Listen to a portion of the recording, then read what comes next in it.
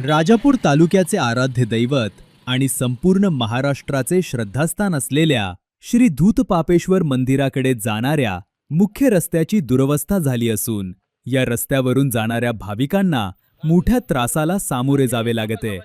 ग्रामीण भागातून तसेच राज्याच्या कानाकोपऱ्यातून श्रद्धेने येथे येणारे भाविक खड्डेमय व उखडलेल्या रस्त्यामुळे त्रस्त झालेत। स्थानिक ग्रामस्थ व मंदिर विश्वस्तांनी प्रशासनाकडे वारंवार पाठपुरावा करूनही आजपर्यंत कोणतीही दखल घेण्यात आलेली नाही, अशी नाराजी व्यक्त करण्यात आली आहे।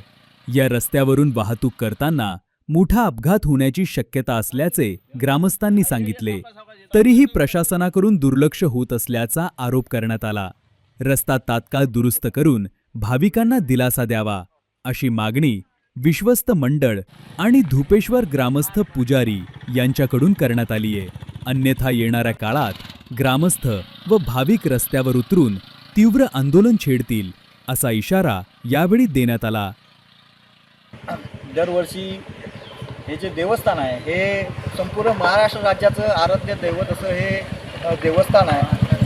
खूप दूरवरून लोक दर्शनासाठी येत असतात आणि ह्या देवस्थानासाठी नुकताच फंड मंजूर झाला। जवळपास 12 कोटीचं मंदिर उभारण्यात आलं, परंतु या मंदिराकडे जाणारा जो रस्ता आहे हा पूर्वपरंपरा रस्ता तसाच राहिला आहे।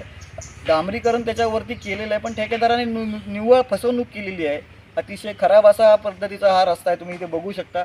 माणसांना चालत जाण्याला अडचण होते, वाहनांचं तर खूप मोठी गोष्ट आहे।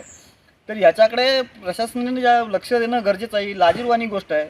आता आणि काही दिवसामध्ये आमचा उत्सव महाशिवरात्रीचा इथे सुरू होईल, तर त्यावेळेला आम्हाला ग्रामस्थांना एवढं तोंड द्यावं लागतं। यावेळेला ट्रॅफिकचा एवढा प्रॉब्लेम होतो की बोलण्यापलीकडे असं हे आमचं सगळं अडचण होतं। तर प्रशासनाला माझी विनंती आहे की तुम्ही याच्यावर त्वरित लक्ष द्या आणि इथे होणारे अपघात आहेत हे लोक दर्शनासाठी जे असं हे अपघात टाळून चांगलं काहीतरी होईल असं तुम्ही याच्यामध्ये लक्ष द्या, ही माझी विनंती आहे।